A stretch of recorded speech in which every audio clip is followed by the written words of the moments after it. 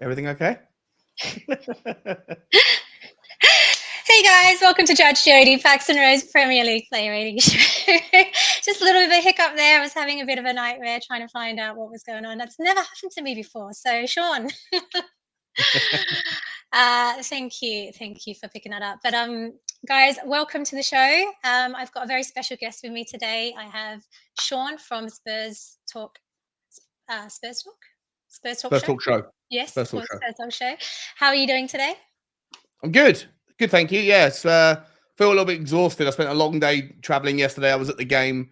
Sort of driving to and from Luton is not from where I am is pretty hard work. So, but yeah, it was a good day, and I'm getting over the jet lag, so to speak. And yeah, glad to be here. Thank you for the invite. No worries. Thanks for being here. Do you go to many away games? Do you go to most of them, or is that just a? No, well, I'm a season ticket holder, but I don't have enough points to get to many away games. But I do. I guess thanks to the channel that I have, a lot of people reach out, who are subscribers or whatever, and if they can't go, they'll offer me access if so. So yeah, I get to go to quite a few.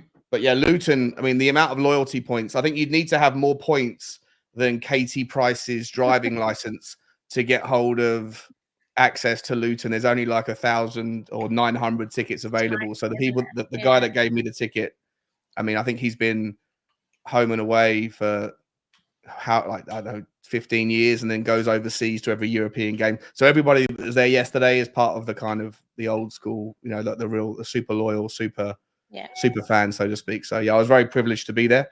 And it was quite an experience, Jodi. I've got to be honest. The stadium is you won't find the stadium like it in the Premier League. It's isn't it? It's very like small and close. That's what it seems like on TV. Yeah.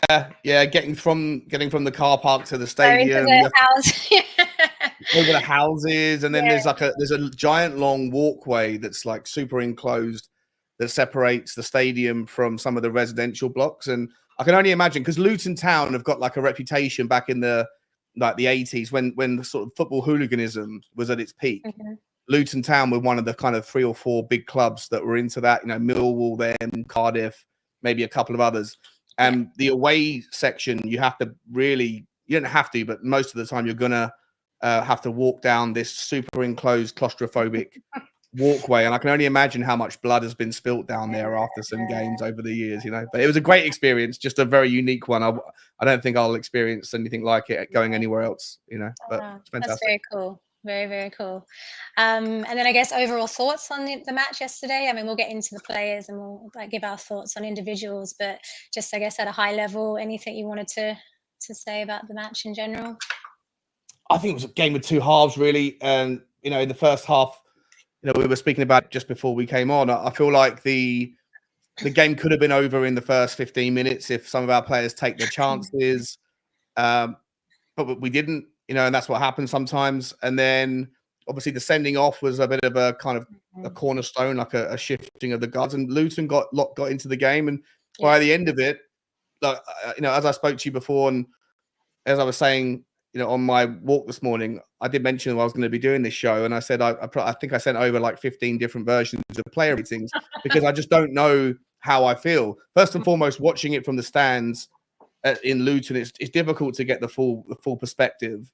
Yeah. And I probably watched like 5 or 6 different people's reviews of the game and the players, and everybody's coming at it from a different angle. Everyone's got a different take on certain players, and and I feel like this is one of those kind of match the player reviews shows where everybody's opinion is kind of relevant, whether you think that player X is worthy of a 5 out of 10 or an 8 out of 10. There's a justification depending on how you view the overall game, right? And to me, I think I land on it as a hard-fought battle where the points were more important than the performance because of the stance. And so because of that, I'm landing in a certain way with some of the players. But look, it was a really interesting game, and ultimately we're top of the table, Jodi. So what were your thoughts? How could I forget about that? How could I forget about that? Top of the league until about 6 o'clock today? Probably. Well, maybe not. If it's a draw, break, and we'll be for the top of the league. Yeah, hopefully they draw. Hopefully it's 0-0. What was your thoughts on the game? No, I agree. I always find these things hard to rate, but I think this one definitely was a tough one. I actually only ended up watching the first half. I had to rewatch the second half last night when I got home because I had something else I had to do yesterday afternoon, and it was literally just as Basuma was getting sent off that I had to leave. So I just thought in my head that game was done and dusted, and I thought Luton were going to take their chances, and that was the game. But luckily enough, like you said, we fought back.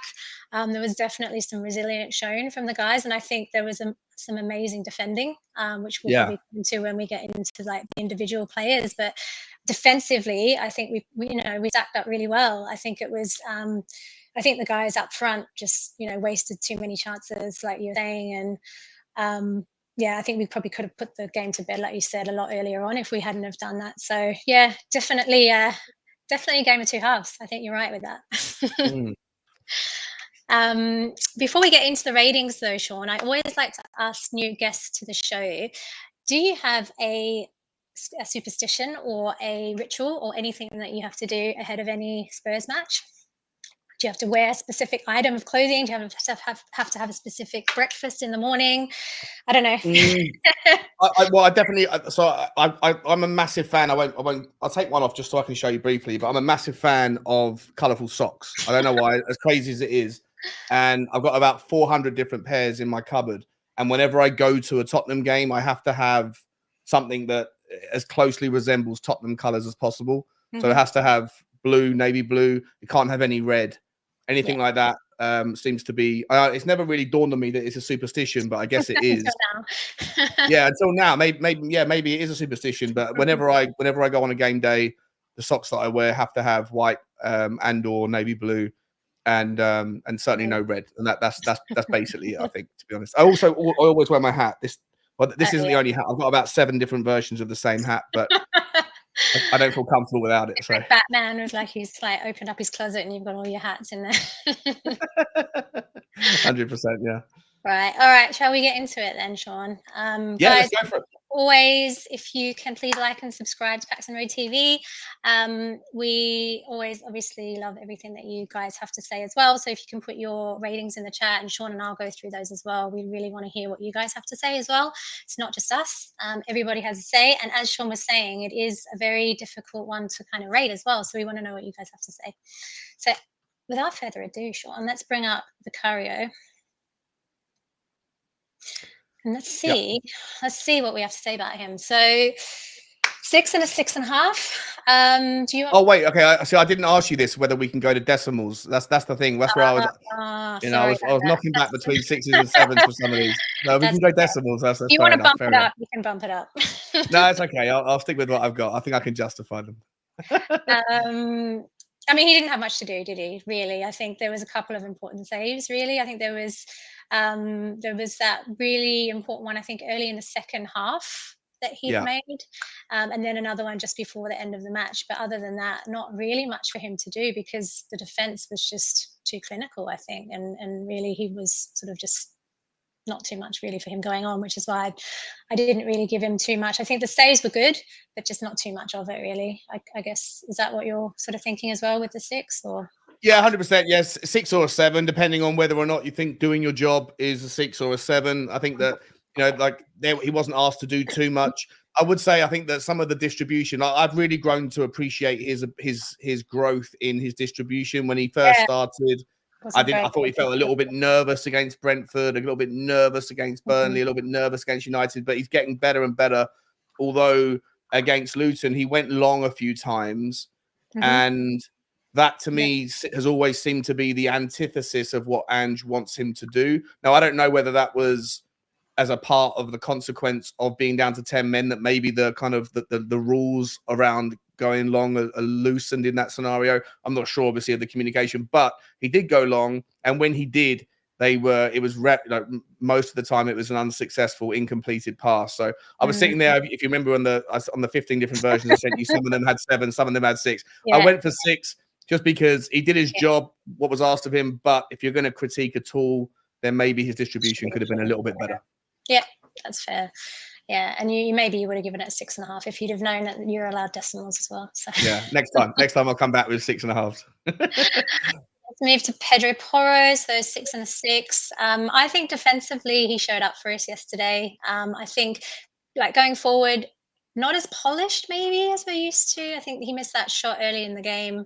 I think there was a really nice block from him in the second half. And then I think he had another shot at goal which didn't connect, did it? It was on the outside of his foot, which actually is actually quite a good chance, but unfortunately it didn't go in. So for me, I give him a 6. I just didn't think it was anything too incredible sort of going forward. Defensively, he showed up for us, and 4 clearances as well. So it's showing that he is, helping out in that defensive display, which he's growing and growing in for me every Yeah. week.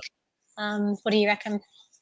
Yeah, I echo those sentiments exactly, Jodi. I think that going forward, like we're used to seeing him doing things on the ball that add value in the inverted fullback from the right. I think that yesterday he was a little bit sloppy on the ball. I think he gave away the pass to Basuma, led to Basuma's first yellow. So I think you have to give him a little bit of accountability for that sloppiness. So yeah, if it was just based on his on the ball actions, I would have given him a 5. I thought he was poor. But I do actually think he was brilliant defensively. And it's an area of his game that I think most Tottenham fans, I don't know, Jodi, if you're part of this group, but most Tottenham fans that I speak to have gone into the season saying this guy can't defend, and were speculating to try and shoehorn him into this idea we should play him at right wing because they know that he can't defend. But actually, this guy seems to be one of those types of fellas who wants to learn. He's eager to be brilliant and the best version of himself. And he's getting better and better defensively. I think he won 3 out of 4 or 2 out of 3 of his aerial duels against really tall opposition. They're a big, strong team, Luton. So defensively, I thought he was brilliant, but offensively, I thought he was weak. So I landed on a 6, same as you. Yeah, perfect. No, I agree. I mean, I wasn't in the Emerson camp originally, and then I jumped on the Emerson bandwagon. And then going into this season, I was quite upset that Emerson wasn't getting a start. But I think Porro has shown that he's earned his place in that position. So I think, I think he's definitely the same. And his passion. I was right. I was right in the corner where the fans were, where the corner kick came from the goal. And his celebration, like the way he turned around after we scored, but also in the last few minutes of the game when we were kind of trying to shut the game out, and he got the ball, he took a 1-2 from Kulusevski, and he smashed it into the leg of the Luton left back, and it went out for a corner kick to Tottenham. And he turned around, and this fire, this passion, like this roar from him. He's an absolute. He's a passion merchant, and I'm all about it. I absolutely adore him. I think he's brilliant. Yeah, so. No, he's great. He's definitely growing on me. So yeah, all good, Pro. Romero, I'm interested on this one, Sean. I actually don't think I looked at what you put as your earlier ratings there out of your. Yeah, it was an 8. It was an 8 at one point.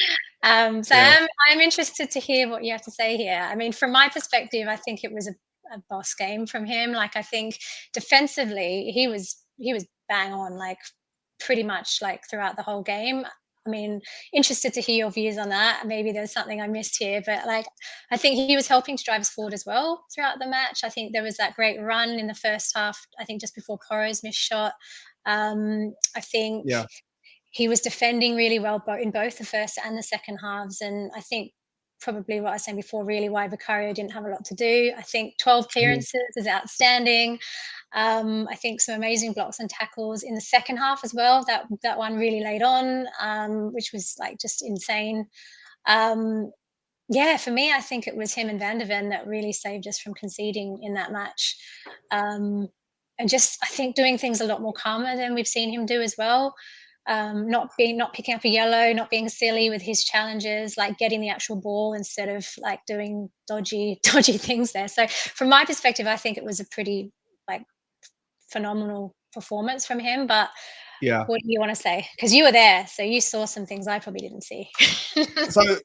So again, I guess I did give 8s for him in 2 of the versions I sent to you. It was very close, right? This is the thing. So the reasons why I gave him I didn't know we were doing decimals, and so if you have to give a metric to someone, then I didn't want to give Van de Ven a 9 Yeah. because I felt like the overall team performance didn't deserve a 9 from anybody. And so if I have to give Van der Ven an 8, then I can't give Van der Ven and Romero the same performance. So that's kind of where the rationale comes from. But I actually agree with you overall. I thought he was brilliant. But there were a few times when he gave the ball away. He tried to go long, not long as in like long balls, but he tried to pick the unnecessarily difficult pass in the first half, and he gave the ball away 2 or 3 times, which did lead to some opportunities. So it wasn't the flawless performance. And I agree with you that the 7 is harsh, but it's only because of the 3s that I just Overall mentioned. rating. I wanted to have a difference between him and Van der Ven, because I think Romero's brilliant. And for what it's worth, this guy is part of the reason, one of the major reasons why this season Tottenham are kind of getting away. You know, I know you said sort of riding our luck at the start, or the title of the show, another lucky escape. Yeah. I'm not sure if it's luck or if it's just a changing of the tides with our defensive accountability. Romero last season was sloppy. He would give away, it would slide in, do the things that Bissouma are doing right now with regards yellow cards. He stepped up under this leadership sort of role that he's playing, and he's got a brilliant partner next to him. But on the day, you have to pick between the two. You have to give one a little bit of credit for getting the goal, and I don't want to give out 9s when we're only beating Luton 1-0 and the way we did it, because it could have gone either way. So that's my rationale. But listen, in a nutshell, he could have easily been an 8 because I thought he was brilliant. So No, I get it. No, fair enough. So I think you're probably going to laugh at my rating for Mickey then. Okay, that's fair enough. I gave him a 9 because of that reason that you were saying, that I had to give him a score higher than Romero. Because he got the goal. I mean, look, was it a 9 performance? Like you said, overall, the game, like overall, the team performance wasn't fantastic. It wasn't great. Potentially didn't warrant a 9, but defensively, Mickey was doing some amazing things like he has been doing. I think he had the 2 shots at goal. The first shot, I mean, that was a bit, it wasn't great, but he's trying there. And I don't know. I think just clearing the ball, blocking well. Is he just doing his job, or is he doing a job over and above what he should be doing? Yeah, look, I mean, I think he's going over and above, to be honest, Jodi. I think like it's the willingness for him to run the ball out of defense, which is such an important, when you're doing the system we're doing, you're going to be pressed against a lot of the better teams. And Luton tried it, but all the better teams that we're going to face away from home, for example, coming up in the second half of the season, if this guy's performances continue to rise, and his confidence of bringing the ball out, not only does he have the confidence to do it, he has the competence to do it as well. He knows what he's doing. He can bring and when you do that and you break that line, you're drawing out other players that will leave space for Bissouma, Sarr, Maddison, or whoever else. It's such a key asset. And this guy, for me, is, everyone's talking about, what's the debate? Who's the signing of the summer? Was it Maddison? Was it SUBSRCRIBE from Liverpool? Right. It's this guy. Van der Ven is an option. And I would also go as far as to say that Vicario at 15 million quid is one of the signings of the summer. Well, look, defense was an area that we massively needed to upgrade, right? Like for seasons now. And like, it's one of my biggest bugbears about the centre-back situation, and like I'm sure others as well, but over a striker, over like a creative mid, like for me, the centre-back and the defense was like number 1 priority. So I think the fact that, we've been able to get some of that sorted is massive. And like, look at where we were this time last season with what we had kind of this time last season as well. So no, I 100% agree. I think he's massive. The signing is massive, and he is just, and he's so young too for centre back, and just being able to kind of come out and do what he does, and he's only going to get better, right? So like, I just think we got such a steal, I think, with him. And you know what else about him was so phenomenal is that in all the games we played, when you've had Salah and Saka, you've had some of the fastest, most intimidating sort of right-leaning players running at him and running at Udogie. And every single time someone's tried to take him on for pace, every single time he has beaten them. He's so fast. He's so fast. And he's still strong with it. And his timing of his tackle is phenomenal. I really do think we have an absolute monster on our hands with Mickey Van der Ven. It's brilliant to see. Yeah, no, same. So yeah, you get a 9 from me, Mickey. Maybe it wasn't, but man of the match, that deserves the highest score. So not giving anything away though. But anyway, let's move to Destiny. sevens all round. I mean, I was trying to recall what this guy was doing yesterday. Like, I mean, I think he had a pretty solid game, but from noticeable things from my perspective, I couldn't really recall a lot. I know there was a nice ball to Richarlison early in the game, and I think he was working really hard, like down the left as he always does, like clearing the ball away, and his passing was on point, just kind of doing his job. But I couldn't really think of anything like stand out worthy from Udogie from yesterday. But I mean, I guess that's like a good thing because he is just doing his job and doing his job well, and also like helping us to keep the clean sheet as well. So I think a 7 from my perspective, just to, for those reasons. But anything that you can say over and above, like, I thought his work rate was extraordinary. For what it's worth, I do think he works a little bit harder because of his role with the inverted fullbacks is a little bit more direct. He's tasked with a little bit more effort in getting forward than Pedro Porro is naturally. Because of his, I guess, his stamina and his pace, and he gets forward and helps out Richarlison more than Porro gets forward and helps out Decky, whilst both of them sit in and help Bissouma and Star. Yeah. But I think that yesterday against their number 11, that he's an absolute unit. Elijah Adebayo, he's like 6'6", and him and Carlton Morris were swapping places. And when Adebayo went down their right against Udogie won all 3 of the aerial. I think it was all 3 or 4 of the aerial duels against the guy, and he's put in a really good shift against a really, really tough, not necessarily a technically gifted player in Adebayo, but a really physical challenge. And it was interesting. I didn't think that Luton should have done it that way. I think that Luton would have had a better option sending Adebayo down their left and try to take on Pedro Porro, but they went a different way, and Udogie sort of stood up to him. So for me, yeah, you're right. He did go a little bit unnoticed, but it's because he was taking care of business, and I think that deserved a 7 for me. But on top of that, the guy looked absolutely exhausted in the second half. He was running his socks off. Bless him. Yeah. I think we've got an absolute monster on our hands. Yeah, I agree. Well. He's such a good player. Like he is, like I've said it time and time again on here, like how impressed I am with him. And again, like I don't want to keep talking about this young bit, but like young as well, and just so much more to kind of see from him and to grow. And like I think that's the most exciting thing about our team is that we have that kind of we have so many younger players now that they have just so much more to go. Like their ceiling is so high. 100%. We're only just starting to see the beginning of it right now. So yeah, I agree. All right, let's move to, I think, Bissouma. Okay, probably should have put a red card on there. Yeah, I mean, I've never given anything lower than a 2, I don't think, on this show before. So I didn't mean -4, by the way. I didn't mean -4. It was a 4. Was it 4? I thought there was a minus there because I was thinking, whoa, this guy really did not. Okay, sorry. So a 4 for you, Sean. Yeah, it's just like a 3 or a 4, something that was obviously sort of standing out as negative. I didn't want to go as low as 0. Did you go 0 because I went -4? No. I went 0 because I was going to go 0 because I just thought. I mean, I just needed to wipe out anything that he did in the first half of the game, just based on the fact that picking up that second yellow for me was just. He picks up reckless yellows time and time again, and it's just inexcusable. And I think the fact that he's already on 4 yellows going into the game.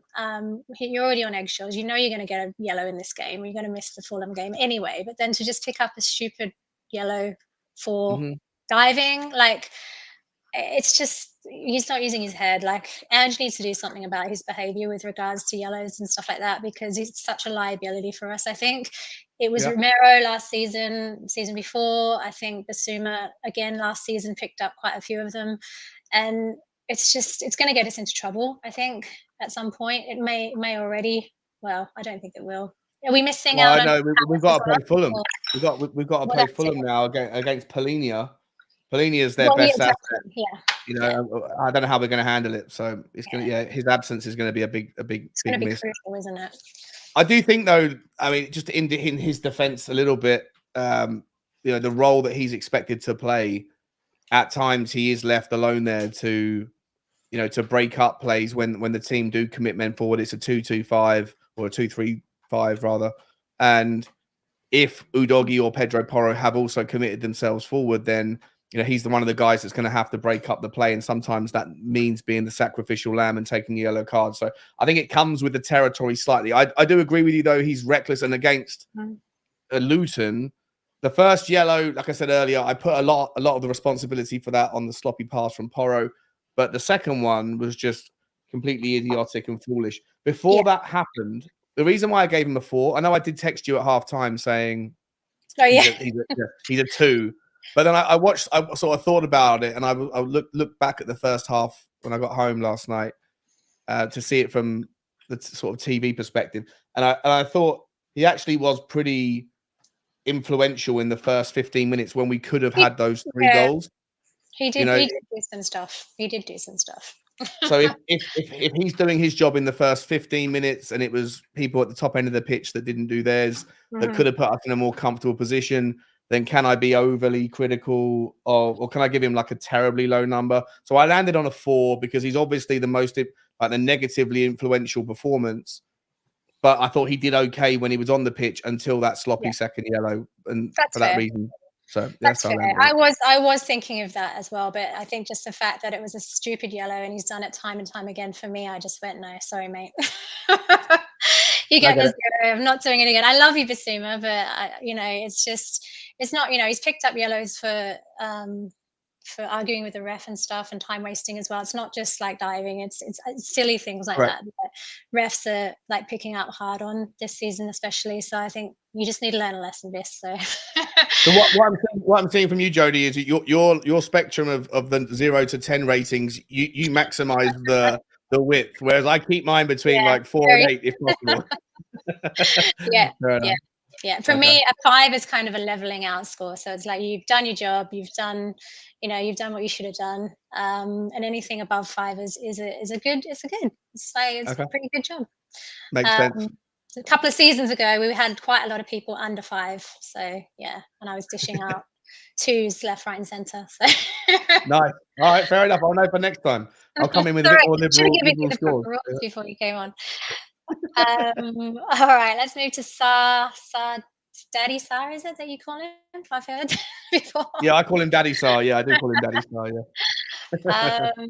So what did I do? 6.5. I think I was really struggling. Talking about struggling with ratings, I was struggling with Sar because I think he's one of those ones where I think you'll get so many different opinions from so many different people. I think it was inconsistent, his performance yesterday. I do think he had a pretty solid game, but I think there were moments in there that I think particularly in the second half where he was outplayed by Luton, and I think he lost the ball a couple of times.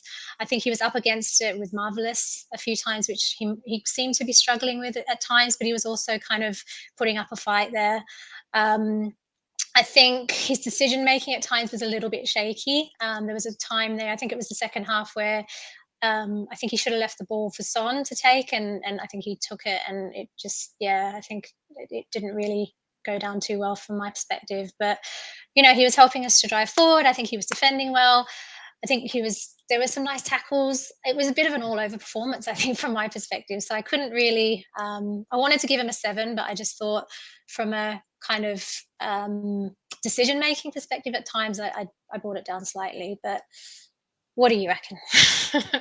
I think he was the one, for me, the reason I gave him a bumped up performance, I thought he stepped up in the second half after Basuma's absence. I thought he covered a lot of ground. The guy gallops across the pitch with effortless ease. His legs are like so long, aren't they? It's incredible. It's like he's a gazelle or whatever. I don't know how he does it, but he keeps calm on the ball. And the one thing I think that was a takeaway for me, and I didn't know it at the time when I was criticizing when I was in the stand. I was criticizing Maddison and Bissouma and a few other players for the weighting of their passes. I felt like they were overhitting passes in the first half specifically. I think that they were massively overhitting passes that was unnecessary. It was only when I got home and I watched and I heard from the commentary, Jermaine Jenas saying that Luton didn't water the pitch to try to kind of like check as a variable that Tottenham were going to pass the ball, so therefore let's dry it out.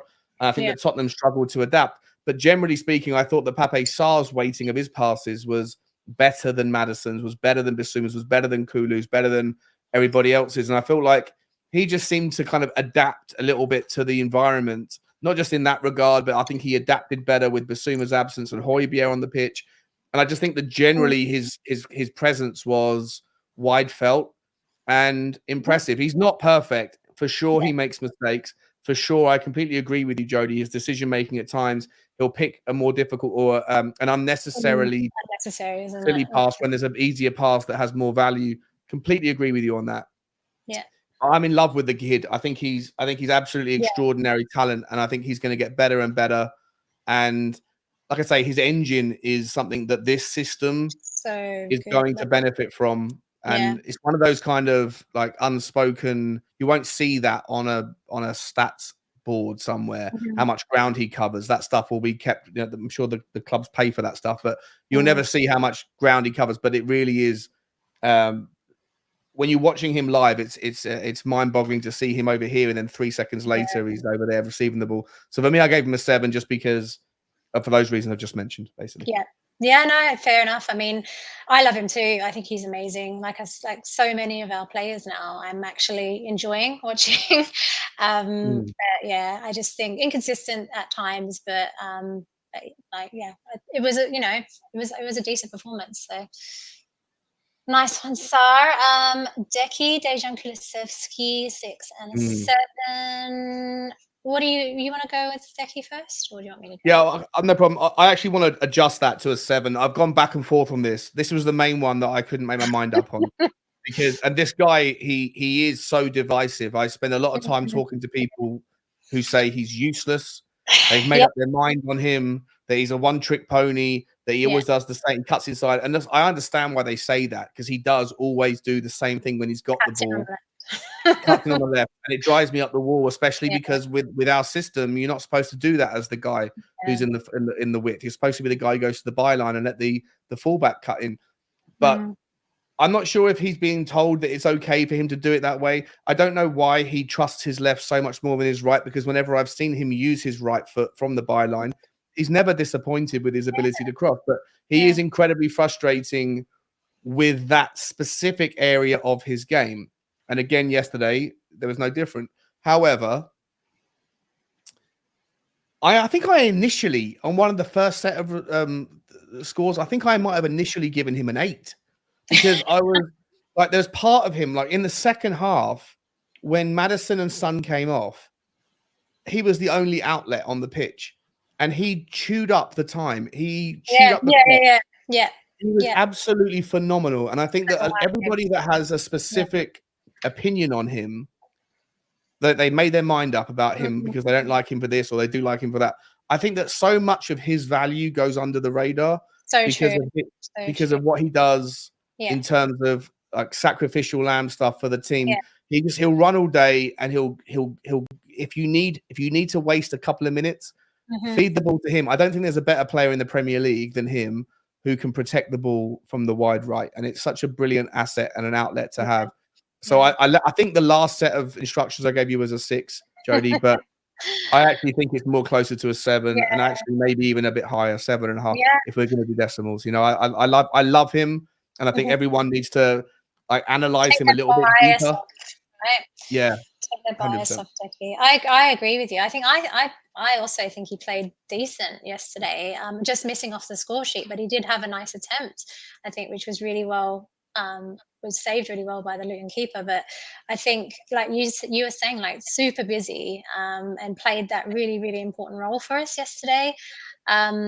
Like as you were saying as well, like solo up top for quite a long period in that second half, which deserves a lot more credit than what I think he's given by a lot of people. And I think he had a part to play in the build up to the goal as well. His passing was just on point yesterday as well. He took the corner, he took the corner, didn't he? Yeah. So like, I mean, yeah, he's just. I think his play does go under the radar a little bit, and I think there's a lot of expectation on him because of the way that he came in flying when he came in. You know, when he and Bentancur came in, obviously he was on the score sheet like pretty much every game for quite a long time there. So there's that expectation from him that, you know, he has let slip over the past season. But you know, it's not to say that because he's not getting on the score sheet, he's not playing well, because I think he's playing really, really well. 100%. It's just, But you know what? His stats this season as a forward. I mean, you know what? If you don't mind, let me. I've got it. I won't bring. Where is? Have I got it here? Just so I can point to it quickly. It's an incredible. Let me call this. This was before. This came out before the Luton game, so it might be adjusted, but not right now. But in terms of the Premier League this season, he is 4th in the Premier League for key passes. He's 2nd in the Premier League for progressive passes received. He's 3rd in the Premier League for passes in the penalty area. 4th in the Premier League for shot creation actions, which is the other 3 you can, take or leave if you like them or not. But shot creating actions is super tangible and super important. He's 4th in the Premier League. Touches in the opponent's box, 2nd in the Premier League. Carries into the penalty area, he's number 1 in the Premier League. And progressive carries, he is 1st in the Premier League. This was before the Luton game, so it might be slightly different. But ultimately, for people that don't like stats, maybe you'll just dismiss them. Stats don't lie. They don't lie. And this guy, like I say, I think that if you're just going to judge him on whether or not he scores enough goals for you as a winger, well, he hasn't. I think he scored 2 goals this season, and I think he's got 2 assists as well. So he's not exactly underperforming in that metric. But in terms of what he brings to the team on the ball, I've just called out the reasons why you shouldn't sleep on him. And what he also does in terms of trying to see out the game when you're holding up, like that stuff is who else in our team can do that? Brennan Johnson can't do it. Manor Solomon can't do it. Sonny can't do it. No. Richarlison could do it if he could learn how to trap a ball, But he's such a valuable player to have in the squad. People that hate on him, I just don't get it. No, I agree. You're so right. Such a valuable player. He's just something else. Like, he's not just that guy that people think he is. I think he's got so much more to give, and you just need to open your eyes, people. 100%. Open your eyes, watch the game. Speaking of, Maddison. We'll go on to Maddison. I thought we were talking about someone else then. 7 and a 7.5 for James. Not the best game, really, I don't think, for him. I think he came into action when he needed to. There's a nice ball to Son, I think, in the first half, and Son missed the chance. Oh. Am I there? Have you lost me? Sean? Hello? Have you lost me? No? Uh-oh. I've lost someone. I don't know if anyone can still hear me. But I'll just keep talking. I think there were 4 key passes from James. He picked up the assist for Mickey's goal. The run-up for Maddison, I think it was just, for the goal, was just amazing. I gave him an extra half for the assist. So 7.5 from my perspective. Okay, you guys can hear me. Sean, you might need to come in and out again. Yeah. Oh, he's gone. But yeah, I think it wasn't the best game from Maddison, but obviously he picked up the assist. I gave him an extra half there. What do you guys think? Edward Wive Oz, thank you for being here, my friend. An 8.5 for James. Is that because, I don't know. I don't think it was the best performance from James, but let's see. Sean, you're back. Sorry about that. That's all right. I thought it was me then. No, my internet's just collapsed, but it's coming back. I have to pivot to. I've got horrible internet in my house, Jodi. I do apologise. No, don't worry. I thought it was me. It's happened to me before, and it's a nightmare. Jews, you're saying 6.5. He wasn't at the races. Yeah, that's kind of what I'm trying to say here. What are you thinking about your 7 there, Sean? I was just saying it wasn't the best game from my perspective. I think I gave him the extra half for the assist. It was a good assist, and we needed the goal at the time. But yeah, not a normal, typical James Maddison performance yesterday. Yeah, I didn't think he was anywhere near as good as he usually is. I don't know if he's carrying a knock. I know obviously we've seen that both him and Sonny always getting substituted in the last half an hour, which suggests to me that there's something going on. They're playing through an injury. But he got the assist, right? So you have to give him. I probably, like I said, decimals, I would have given him a 7.5 because you knocked him up for getting the assist. Yeah. But yeah, he wasn't great. His weighting of his passes, 2 or 3 chances he could have found a better play, a better pass when it was 0-0 before Bissouma came off. So yeah, I have a little bit of criticism for him, but like I say, when he gets the assist, when it really matters, who was the guy that created the thing that made it happen? He was the guy. So you know, on that basis, you get a 7 from me. Yep, 100%. Right, let's move to Richarlison. Oh.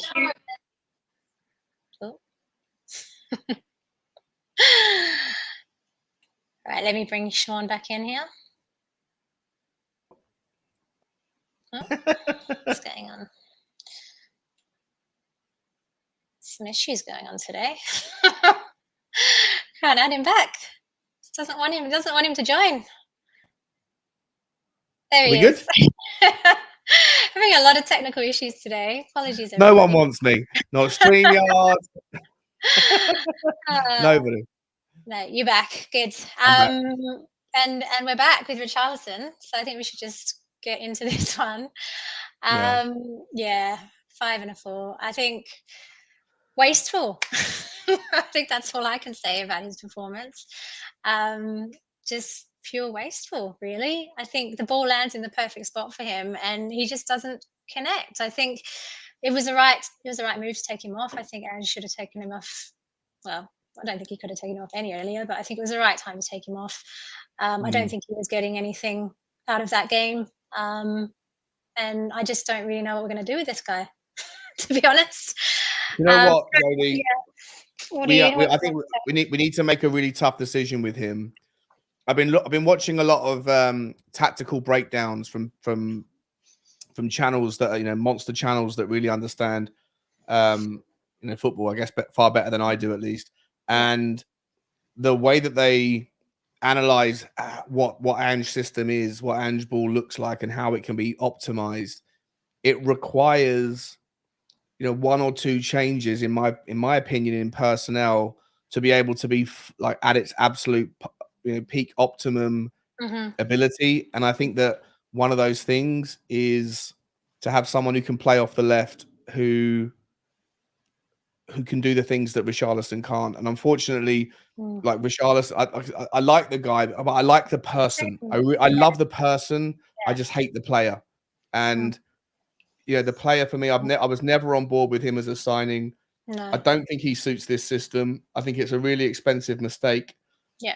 In the game specifically, I would have given him a 4, but then Bissouma was have to be pushed down to a 3. And I work to tighter sort of boundaries than you do. I guess you make full use of the width of the of the scale. So look, he got a 5 for me because he does work hard. Like he's a workhorse. He does work hard, but ultimately there are responsibilities that you need from your forward men, and he just doesn't do the A, B's, and C's of being a forward well enough for me. So not good. He just needs to get the ball in the net. Like, it's just, is it bad luck? Is it that he, like, I just don't get, he's had so many chances that seem to be quite easy, things that he should be able to actually connect with, but it's just not coming. The ball's always landing in the right spot for him, but it just ultimately doesn't come off well. But even the second chance though, Jodi, when he gets put through brilliantly, I think it was Maddison who put him through. He makes the perfect run, right? So he's intelligent enough to know where he should be in the right time, but then he decides to put it low into the center of the goal. A really confident player is going to look for the corner of the goal, corner of the net. And that's one of the reasons why I think that Brennan Johnson, a lot of people were anti-Brennan Johnson. I was initially too, until I spoke to 3 Nottingham Forest fans who understand this guy's potential more than I guess most Tottenham fans do. And they convinced me that the value is in his in the things you don't necessarily always see from Brennan Johnson. But one of those things is his ability to find the corner of the net. Because if you find the corner, just like Harry Kane with his penalties, the reason why Harry Kane has an incredible record for from penalty conversion is because he'll put the ball in the same spot every time, to the point where the goalkeeper knows the direction he's going to go, but they can't get to it because he finds the side netting. Brennan Johnson can do that really well. Richarlison takes the easy option and goes centre of the goal, and the goalkeeper can spread himself, and another wasted opportunity. For me, Richarlison, I hate to say it, but I run out of I never had the patience for him, but anyone who did, at some point, we've all got to recognize that it's costing us, you know. It is. I agree with everything you said. Like, I love the player. Oh, I love the person. don't rate the player, because I think he's just shown he's just not up to it at Spurs. He's not the same guy that he is when he plays for Brazil. It's the system, potentially. It's, I don't know, it's a confidence thing, but he shouldn't, if we've got a player low in confidence, he shouldn't be playing for our club, really, who's, we need someone so important as a striker that's going to just do an amazing job for us. So, yeah, sorry, Richie. I agree with you as well with the 60 mil situation. Like, that was when we were dying out for centre backs. We should have upgraded the defence, I think, instead of going 60 mil for Richarlison. In my perspective, it was a really weird signing. But I mean, I wish he could come good. I really do. I'd love to see him thrive. I'd love to see him, bang out 60 goals a season. Maybe that's gone a little bit exaggerating there, but you know what I mean? I just think that I'd love to see him thrive, but it's just... You know what though, Jodi? I feel like maybe signing him was a blessing in disguise, because we did spend that money on him rather than centre-backs. Had we spent it on centre-backs, we might have done better under Conte and done better to the point where he was still manager and we were playing Conte ball, which was, sickeningly boring. Yeah. So maybe Richarlison, the signing of Richarlison is a blessing in disguise, in that, it expedited the process of getting rid of Conte, and now we've got Big Ange, who's playing good football, Yeah. I love everything happens for a reason. Love the positivity, sure. Bring it on. All right, let's move on to Son. Yeah, 6 and 6. Not Son's best performance. I think there's some key passes in there. I think defensively he was helping out the team yesterday, but I think there was some wasteful moments from him as well in that game, and not really capitalizing on Luton, like playing Luton as a team. So yeah, and no disrespect to Luton there, by the way, but just not capitalizing on the fact that we were playing Luton yesterday. So yeah, 6. I think not too much to really say about him. It could. I mean, the forwards should have done a lot better yesterday. There was just too many wasted. I think it was Sonny's worst performance of the season. I think he struggled against Sheffield United, but was involved. I think yesterday, would have liked to have given him a 5, but if I give him a 5, I've got to give Richarlison a 4. If I give Richarlison a 4, I've got, so this is what you got. This is the problem with my scale. But I feel like Sonny, you know what? Next time I come on, Jodi, I'm gonna use your scale system where 0s and 10s are possible, because you have to differentiate. You got free range. Yeah, I thought Sonny had his worst performance. I think he was bullied against bigger, stronger centre backs in the first half. But listen, at the same time, I think he's playing injured. I really do think he's playing. I think he's playing with a massive problem in his groin, and I respect the fact that he came and played and he wants to play and all that. But we've got no other options. So if he wasn't on the pitch, we would have had to have gone to some really weird, scenario against Fulham. If he's still carrying that knock, then I think we should utilize. We've got Brennan Johnson back. We're going to have Brian Hill and. Yeah, there's going to be There's going to be some options more. I hope for the Fulham game. If he's still playing injured, then I need a fully fit Sonny, not one that's taking one for the team. Because against Luton, I thought he was out. He just wasn't involved at all. Yeah, no, I agree with that. Come on, Son, we need you back. This is the thing with Son as well, is that because I've got him in my fantasy team now, but it would have been on paper, that would have been an amazing game to captain Son, but I just can't do it because he's so inconsistent, and you don't know where he's going to end up playing as well. So it's just I can't waste my. You didn't captain him. Who did you captain? Haaland. I mean, I can't not. Every time I don't captain Haaland, he ends up getting a hat trick or something. Hat trick. Yeah, I hear you. I was late to the party last season with Haaland. I didn't have him in my team for the first, I think, 3 or 4 games, and then I just absolutely got rinsed for the whole season. So I've just got to stick to it now. You got to stick with him. Everybody Yeah, else is as well. It's one of those guys you can't not have. It's it's like always like a sacrificial thing because when he yeah, scores and you get points, so does everybody else. But yeah, you can't not have him in there, can you? You know. yeah, yeah. So Yeah, sorry, fair enough. Son, I can't. You're too inconsistent for captaincy, mate. Right, Sean, that is it. I don't know if you are aware of Crime of the Week. I don't know if you've seen the show, but Crime of the Week is a segment that we do where we get nominations in for anything that happens in the world of Tottenham Hotspur during the week, anything that deserves being locked up, because this is a courtroom. Okay, We have I had one like it. nomination this week. There's probably quite a few more that need to come through, but the one that made it through this week is Basuma. He had to go. I'm afraid he has to get locked up. It's just all the reasons that I was mentioning before. Just in terms of the stupidity and decision making, and just really needing to keep a cool head in terms of those yellow cards, and ultimately getting a red and missing the Fulham Yep. game. It's going to be a clear loss for us. I think there's probably a few things that should be going in there as well. I think there's been quite a lot of stuff on social media around Yeah. still Rival it's been a fans. week already. It's been a week. Yeah. Like, come on, guys. Uh, Jurgen's dropped 10 for tantrums, or a horrible loser, let it fester faster. Yeah. I mean, it's still coming through. Like, I don't know how you can see it on Twitter or X or whatever you want to call it these days, but Yeah. there's a lot of hate towards Tottenham right now. I love it. I love Yeah. it. You know what, Jody? I was dehydrated last week from drinking the salty tears of rival fans. It was mad. And ever since the Arsenal game, Arsenal fans were embarrassed. They embarrassed themselves by writing us off. Neutral fans wrote us off. They were all like, they didn't like the fact that we all came out with our chest saying, "Where are you now?" And then follow that up with a Liverpool battering, well, not battering, but what happened. And like everyone hates Tottenham.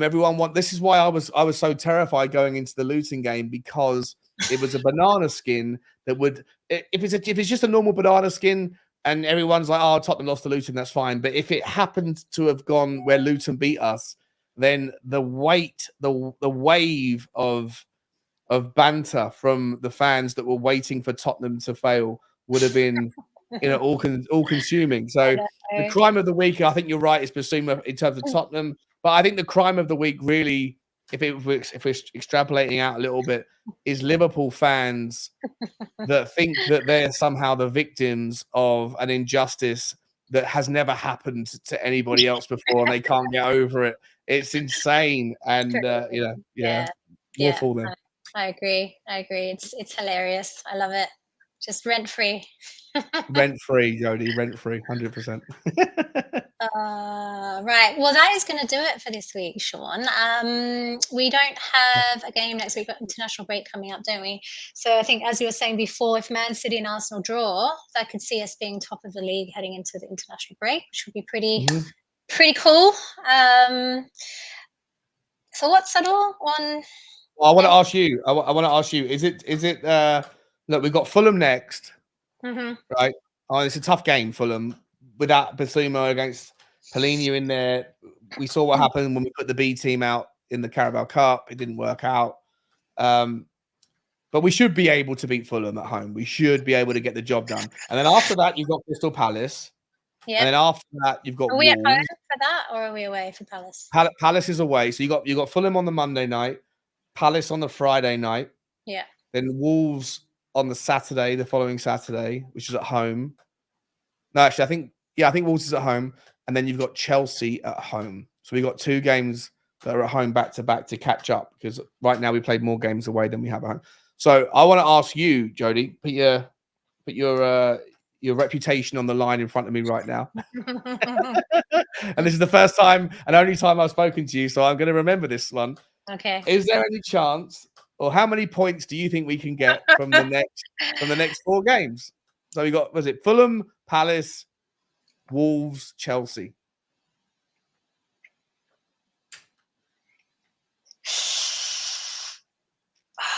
I'm thinking 6.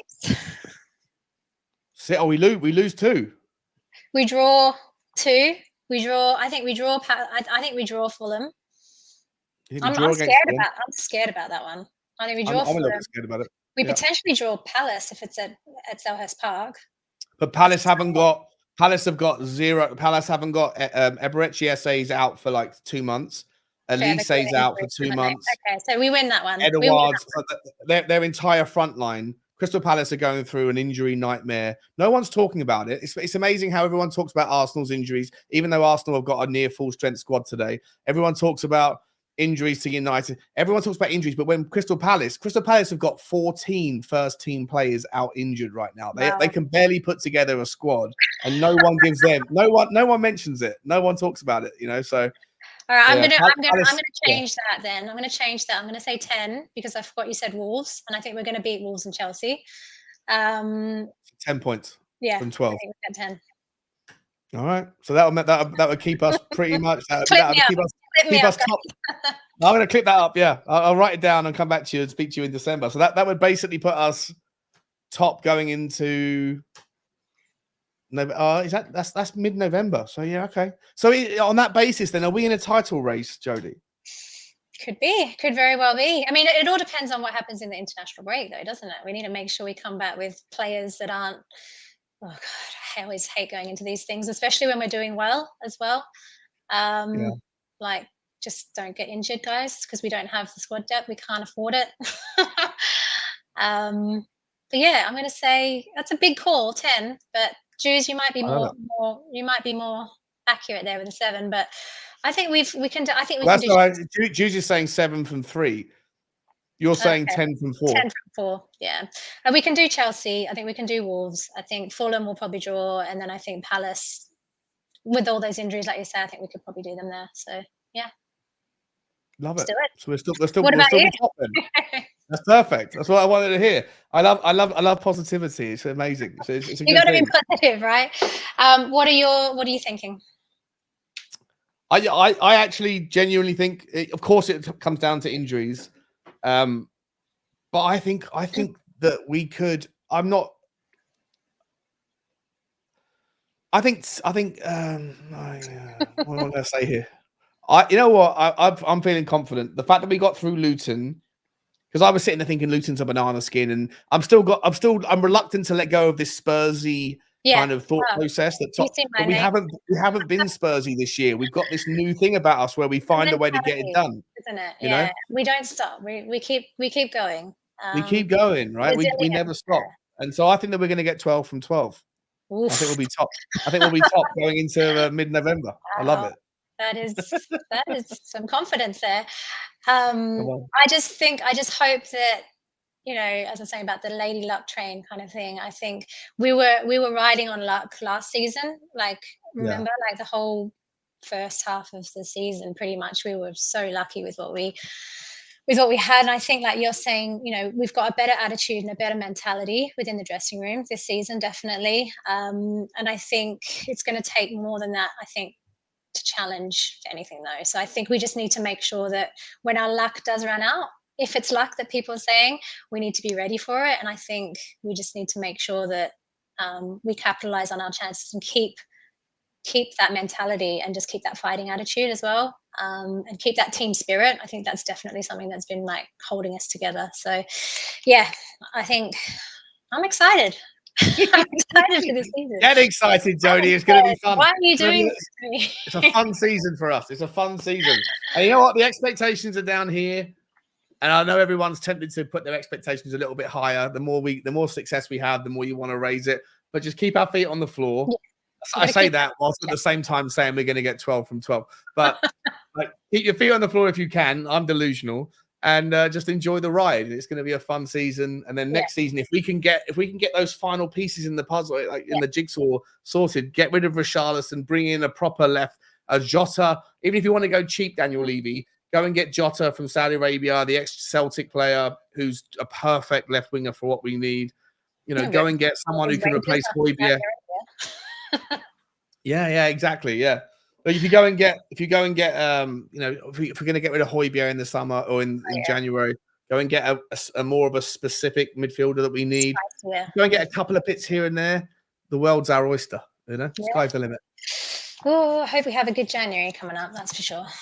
Right, Sean, that's going to do it. Is there anything that you wanted to talk about? Is there anything you want to promote? I know obviously you do your daily talks and you've got quite a lot going on. Do you want to talk to anyone about anything that's coming up? Oh no, well, if anyone who hasn't Sure, people know where to subscribed, find you. yeah, you can find me at Spurs Talk Show. I take my dog out every day for a walk and What's your talk dog's about name? whatever's in the news. What's that? What's your dog's name? Bugsy. Oh, Bugsy Malone. That's right. Bugsy Malone.